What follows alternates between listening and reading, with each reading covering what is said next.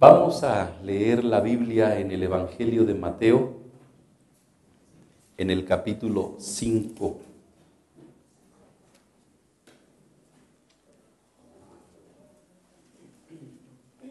Capítulo 5, y vamos a leer los versículos del 21 al 24. Mateo 5. Cuando lo encuentren, vamos a dar lectura unida a la palabra de Dios. ¿Ya lo tienen? Muy bien. Dice: oísteis que fue dicho a los antiguos, no matarás, y cualquiera que matare será culpable de juicio. Pero yo os digo que cualquiera que se enoje contra su hermano será culpable de juicio. Y cualquiera que diga necio a su hermano será culpable ante el concilio. Y cualquiera que le diga fatuo quedará expuesto al infierno de fuego. Por tanto, si traes tu ofrenda al altar y ahí te acuerdas de que tu hermano tiene algo contra ti, deja allí tu ofrenda delante del altar y anda. Reconcíliate primero con tu hermano y entonces ven y presenta tu ofrenda. Muy bien. A ver, el 25 también. Ponte de acuerdo con tu adversario pronto, entre tanto que estás con él en el camino, no sea que el adversario te entregue al juez y el juez al alguacil y seas echado en la cárcel. Muy bien, pueden sentarse.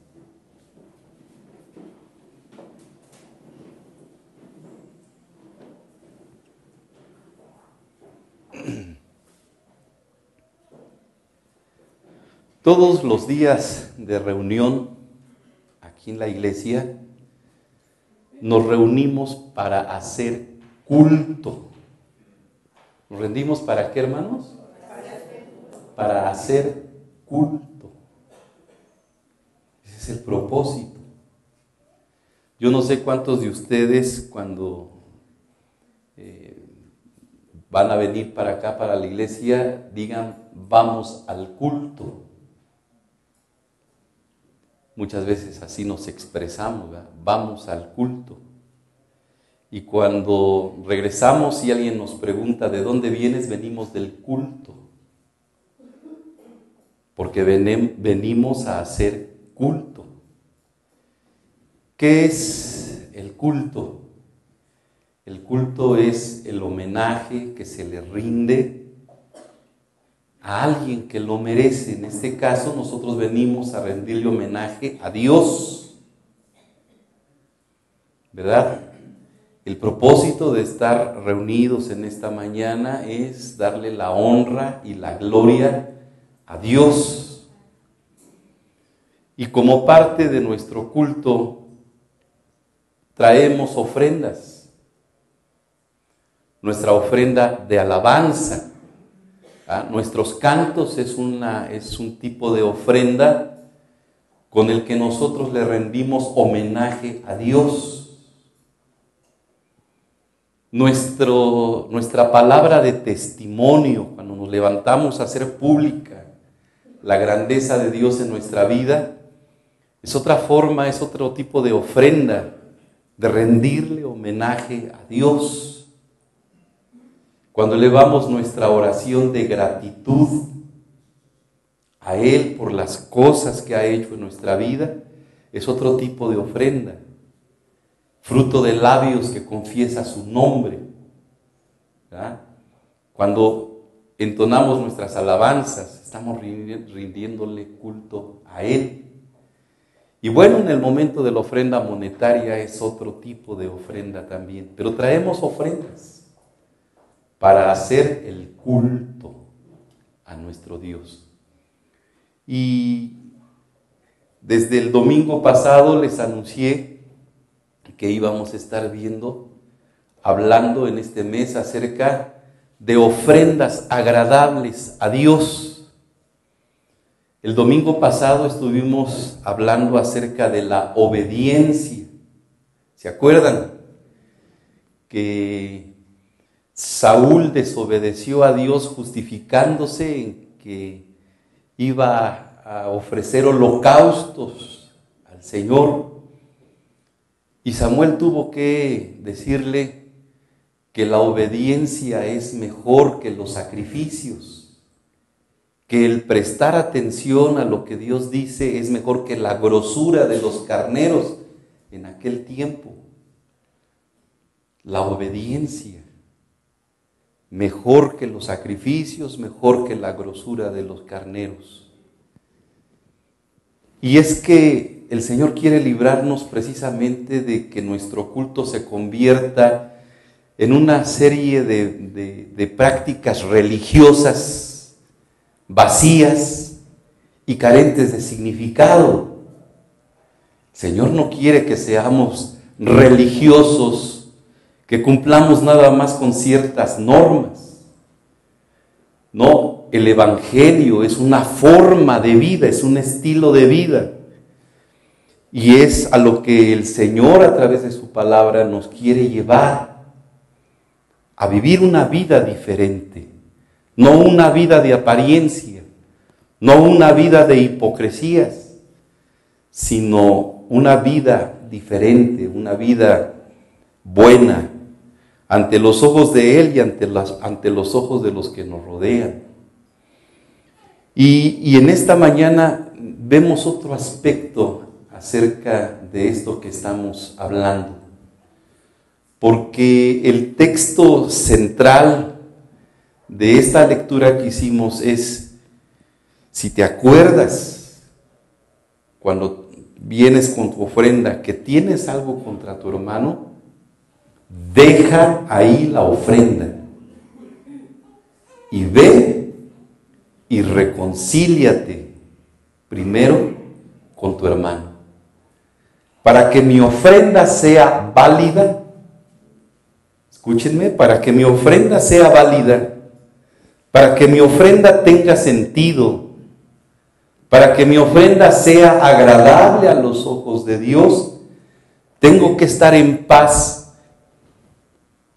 con mis semejantes. Porque si estoy en paz con mis semejantes, entonces puedo estar en paz con Dios. Por eso es importante estar en paz con los que nos rodean, para que de esa manera podamos estar en paz con Dios. No debemos engañarnos a nosotros mismos y pensar que podemos estar bien con Dios aunque estemos mal con los demás. No, no es así. Tenemos que estar bien con nuestros semejantes para poder estar bien delante de Dios. Y entonces el Señor da esa instrucción en este pasaje y dice, deja ahí tu ofrenda y ve y reconcíliate.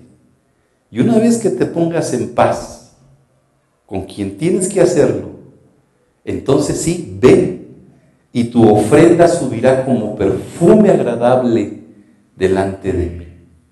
De otra manera, será una ofrenda vacía, carente de significado y no servirá absolutamente de nada. ¿Por qué Abel sí y Caín no cuando se acercaron a ofrecer sacrificio? El de la idea de ofrecer sacrificio a Dios, el de la idea de traer una ofrenda a Dios fue Caín. Caín fue el que tuvo la iniciativa, Caín fue el que tuvo la idea. Y cuando Abel se entera de la idea que tiene Caín de traerle una ofrenda a Dios, le parece bien. Y entonces también él prepara una ofrenda para traerla a Dios. Y sin embargo, cuando los dos se acercan delante del Señor, la ofrenda de Abel es aceptada y la ofrenda de Caín no es aceptada. ¿Y por qué, hermanos? ¿Por qué? Si el de la idea había sido Caín y no Abel, ¿por qué?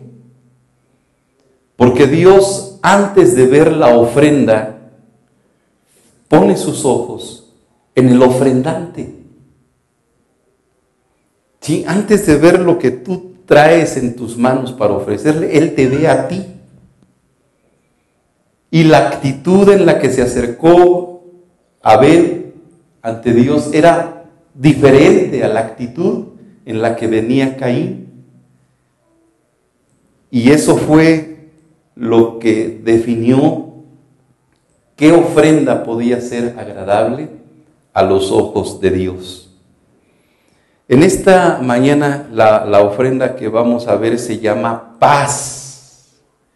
Dios es Dios de paz. Y una de las muchas bendiciones que Dios tiene para nosotros es la paz. Mi paz os dejo, la paz os doy, yo no la doy como el mundo la da. Una paz a medias, una paz no efectiva. La paz de Cristo es una paz completa, es una paz total y es una paz efectiva. El salmista dice en el libro de los Salmos que Dios bendecirá a su pueblo con paz. Y en muchas partes de la Escritura se nos exhorta a estar en paz con todos, a buscar la paz y seguirla, a tener paz entre nosotros. Por lo tanto, de acuerdo a lo que leímos en este capítulo 5 de Mateo, cualquier mal pensamiento contra nuestro hermano es considerado desobediencia a la palabra de Dios. Dicen los versículos 21 y 22. Oísteis que fue dicho a los antiguos, no matarás, y cualquiera que matare será culpable de juicio. Pero yo os digo que cualquiera que se enoje contra su hermano será culpable de juicio. Y cualquiera que diga necio a su hermano será culpable ante el concilio. Y cualquiera que le diga fatuo quedará expuesto al infierno de fuego. Cuando dice aquí la Escritura, oísteis que fue dicho a los antiguos, no matarás, se está refiriendo exactamente al sexto mandamiento de los 10 que conocemos. No matarás. Pero no estaba, no lo escribieron en toda la plenitud del significado que encierra ese mandamiento. Porque se está refiriendo a la muerte física. Se está refiriendo a alguien que comete homicidio, privando de la vida a un semejante. Y dice, oísteis que fue dicho a los antiguos, no matarás. Y cualquiera que lo haga será culpable de juicio. Pero después el 22 empieza diciendo, ¿cómo dice? Pero yo os digo. Eso dice la ley de Moisés, y está bien. Pero yo os digo que el mandamiento va más allá de una muerte física. Que ese mandamiento no encierra solamente la muerte física, sino que abarca otro tipo de situaciones que nosotros tenemos que evitar en contra de nuestros semejantes. Pero yo os digo que cualquiera que se enoje contra su hermano será culpable de juicio. En aquel tiempo, hermanos, ustedes saben que las ciudades estaban amuralladas y que en esa muralla, alrededor de esa muralla, había muchas puertas de acceso a la ciudad. Y en las puertas de la ciudad se realizaban muchas actividades de carácter social. Y una de tantas era que justamente en las puertas de la ciudad era donde se desarrollaban juicios a través de los sacerdotes, pero de delitos menores. Entonces, cualquiera que se enoje contra su hermano será culpable de juicio, es decir, tendrá que ser llevado ante los sacerdotes y habrá que juzgar esa actitud en contra de un semejante. Se reunirán los sacerdotes, vendrá el acusado, se juzgará el asunto y por supuesto se emitirá un correctivo. Imagínense ustedes que aquí en el atrio del templo tuviéramos que someter a juicio a los que llegan al culto, a los que llegan a ofrecer homenaje a Dios, estando molestos, estando enojados con alguien. Los domingos nosotros estamos en la puerta recibiendo a todos los hermanos que llegan. Imagínense entonces que estuviéramos interrogando, preguntándole a la familia, ¿vienen bien? ¿Vienen en paz? Hermana, ¿viene en paz con su esposo? Hermano, ¿usted viene en paz con su esposa? Niños, ¿vienen en paz con sus padres? ¿Padres vienen en paz con sus hijos? ¿No pelearon antes de salir para acá, para el templo? ¿No discutieron en el camino? ¿No se ofendieron en el camino hacia acá? Y como tenían que hablar con la verdad, que nos decían, no, pues sí nos molestamos porque la camisa no estaba limpia, la que me quería yo traer.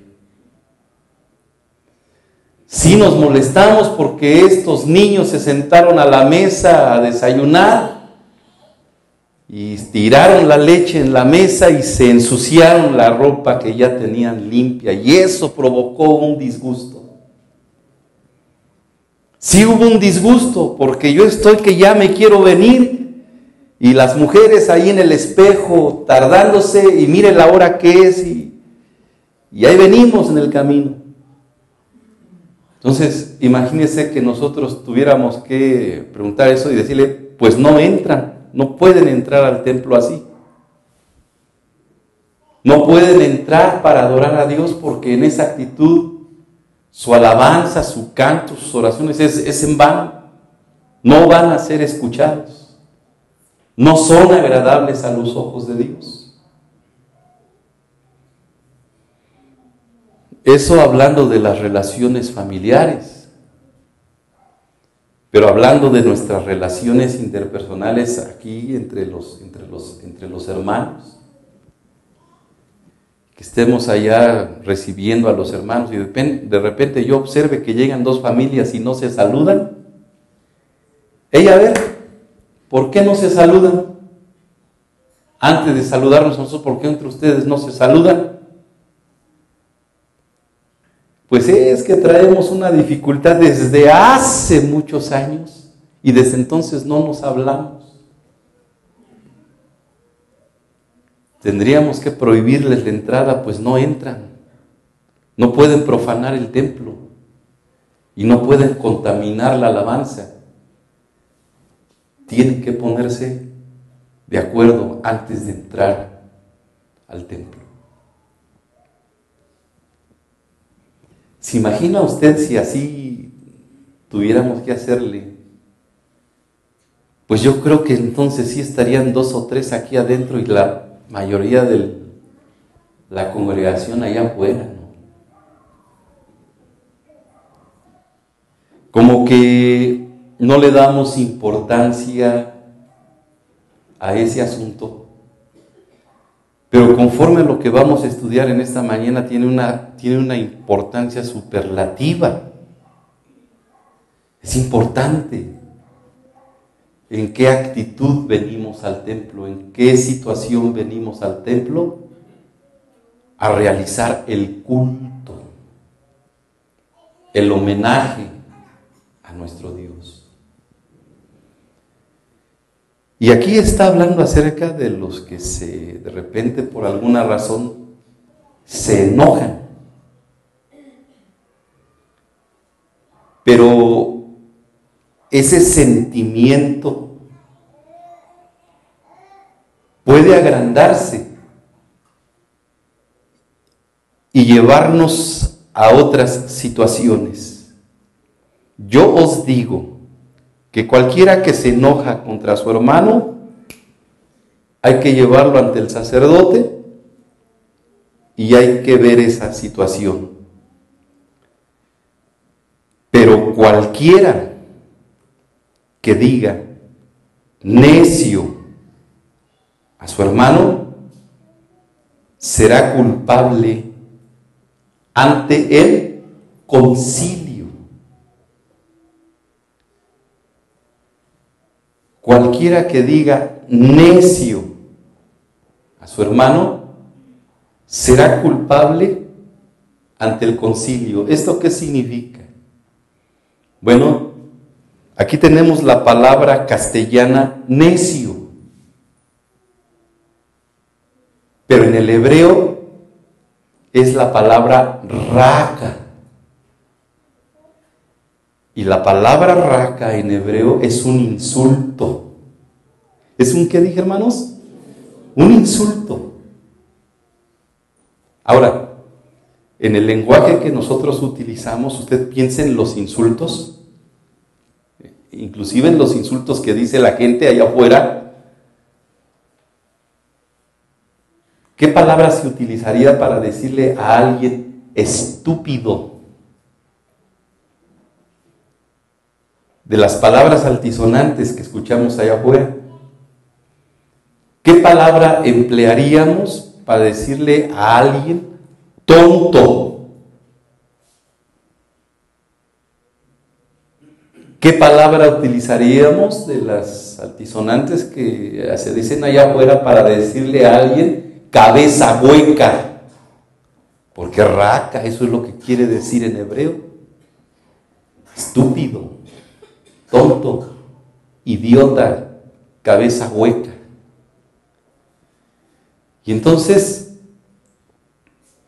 dice, si no controlas el enojo y dejas que se desborde, entonces ese enojo va a trascender, va a degenerar en insultos, en ofensas. Y aquel que no controla su enojo y llega a esa etapa de insultar y de ofender, será culpable ante el concilio. Ahora, ¿aquí qué significa esta parte, hermanos? Bueno, el que se enoja lo juzgan los sacerdotes allí en la entrada, ¿no? Pero el que insulta, el que va más allá y ya no solamente se enoja, sino está ofendiendo, está lastimando, está insultando, ese tiene que ser llevado ante el concilio, es decir, hablando en los tiempos bíblicos, ante el Sanedrín. ¿Y quiénes integraban el Sanedrín? ¿Qué era el Sanedrín? Era la autoridad más elevada que había en aquel tiempo para juzgar los delitos. Y el Sanedrín no solamente estaba integrado por los sacerdotes, sino por los fariseos, los escribas, y un grupo de gente erudita y estudiosa en las Sagradas Escrituras. Y ante ellos tenía que ser llevado aquel que insultara a un semejante, aquel que insultara a su hermano. Y por supuesto que la pena para un insulto es mayor que la pena para el que se enoja.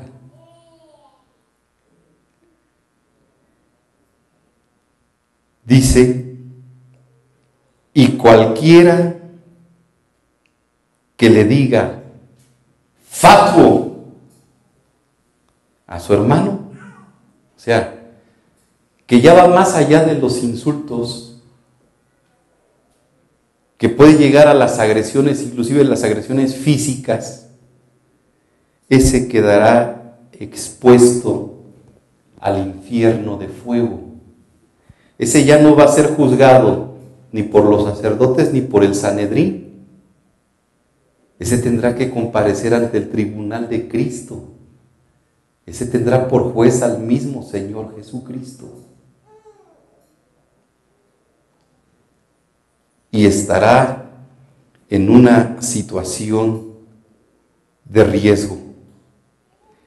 El que maldice o menosprecia a su hermano queda expuesto a perder la salvación. Porque hay una grande diferencia de llegar a un insulto, ir más allá y maldecir a alguien. Y cualquiera que llegue hasta ese punto quedará expuesto a perder la salvación. Porque mire, ¿qué dice Primera de Juan 3:15? A ver, por favor, ¿quién me hace el favor de leer? Primera de Juan 3:15, fuerte.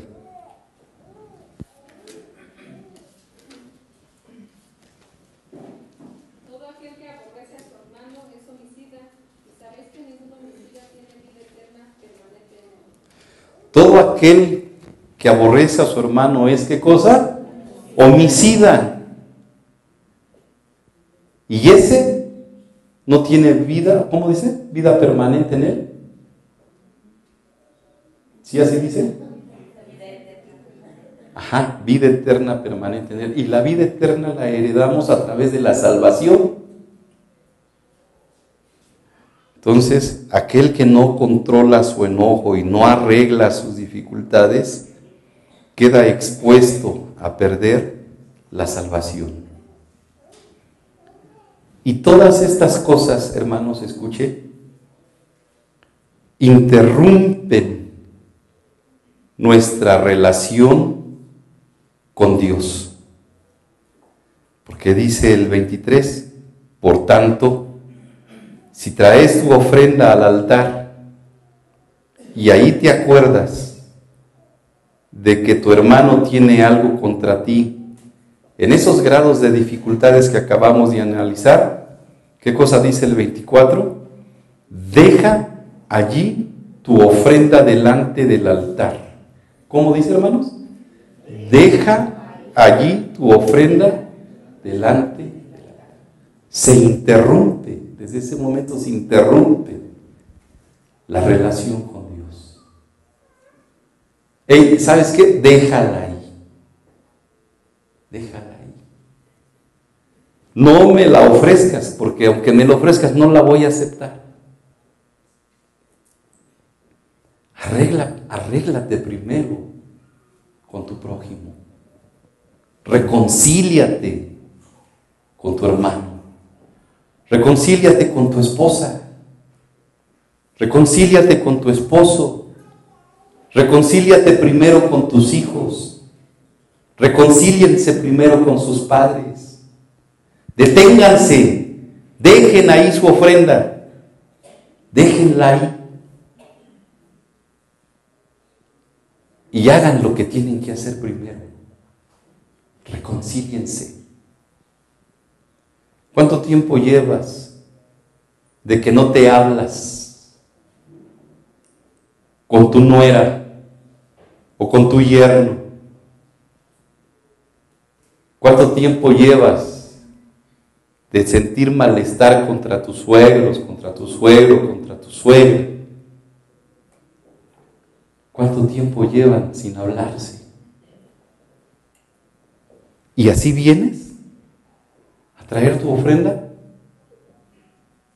No me traigáis más vana ofrenda, dice el profeta Isaías.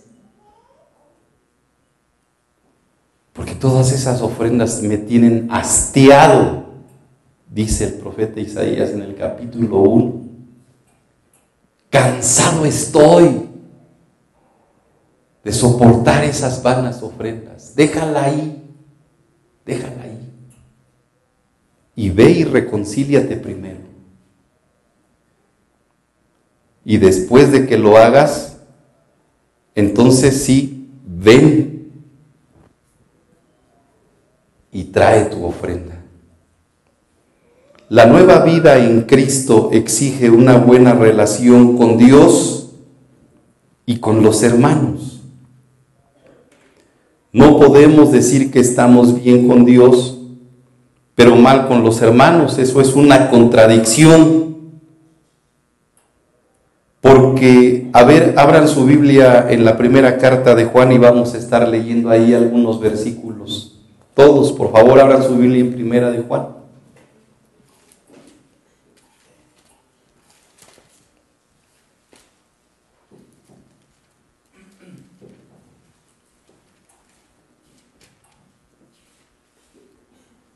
¿Ya?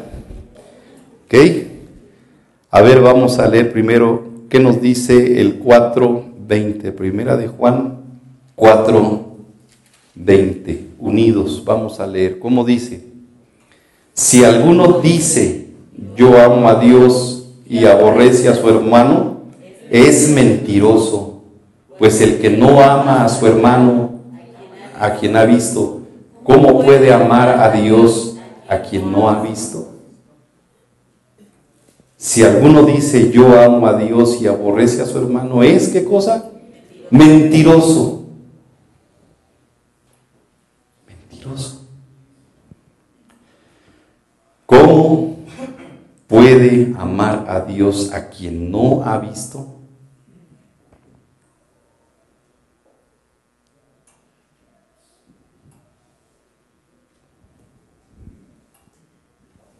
No puede ser.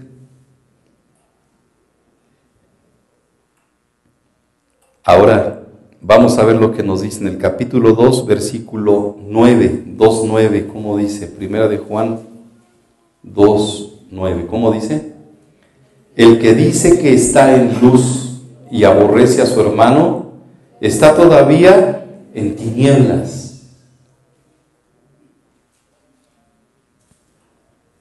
Sí, decía, alguna vez escuchado algún caso así, hermanos, que hay cristianos o cristianas muy piadosas, muy espirituales, muy piadosas, pero pregúntele de su esposo y se le denuda el rostro y empieza a decir una serie de cosas de él, ¿no?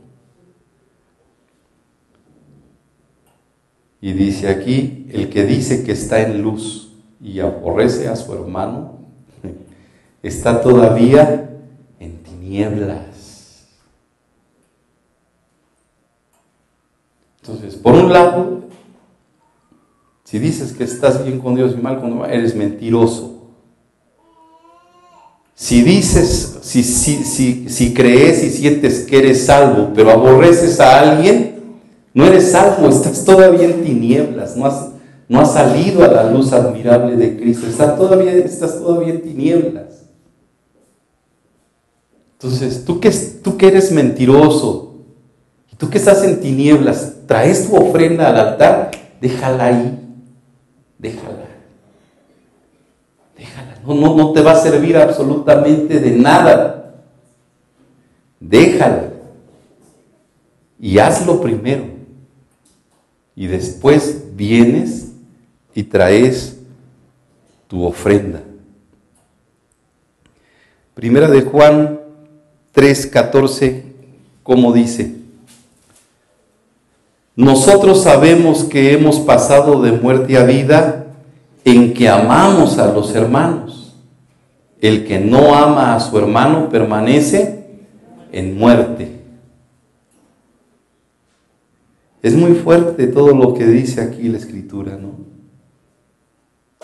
Que el que cree que ama a Dios pero no ama a su hermano es mentiroso. El que cree que está en luz pero aborrece a su hermano está en tinieblas, está perdido.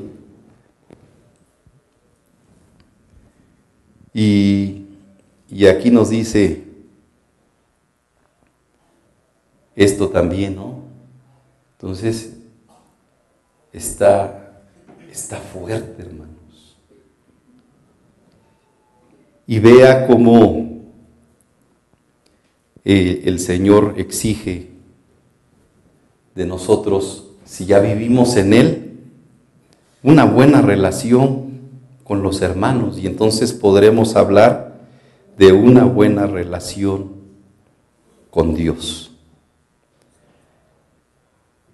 Finalmente, Primera de Juan 4:12, como dice el 4:12. Nadie ha visto jamás a Dios. Si nos amamos unos a otros, Dios permanece en nosotros y su amor se ha perfeccionado en nosotros. Si nos amamos unos a otros, Dios permanece en nosotros y su amor se ha perfeccionado en nosotros.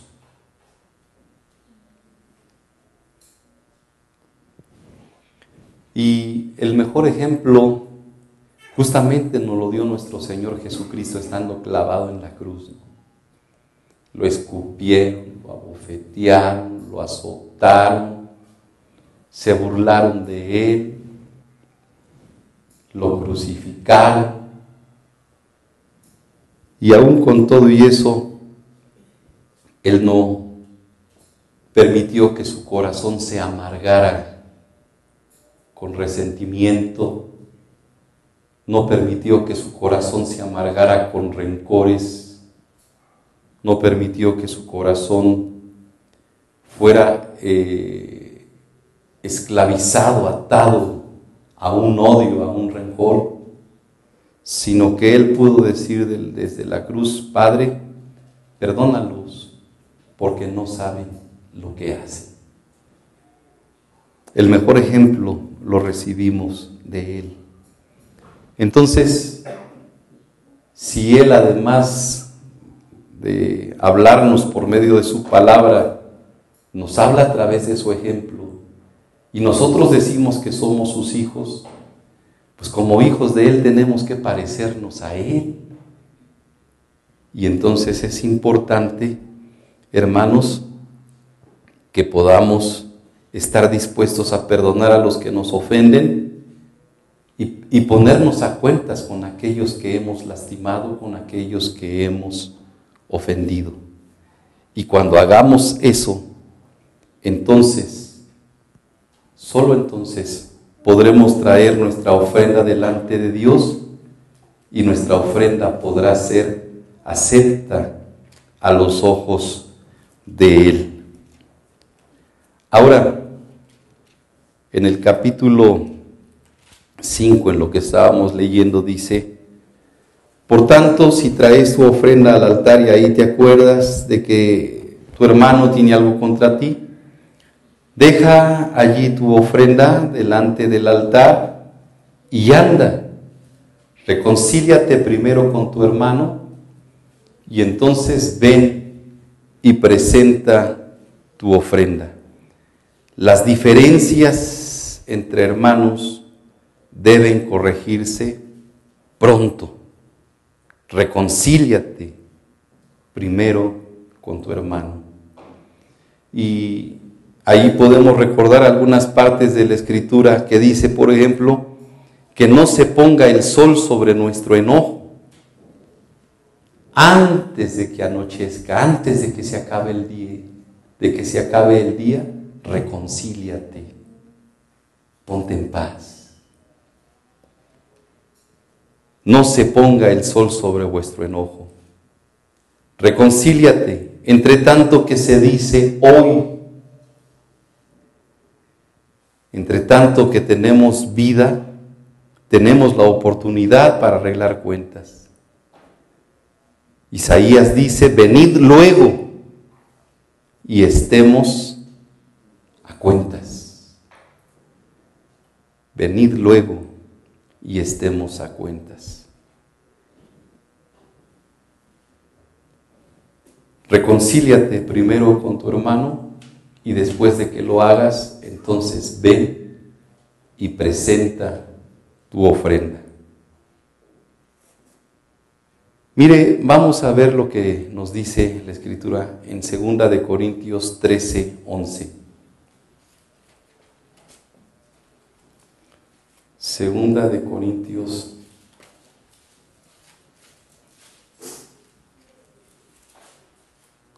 13, 11.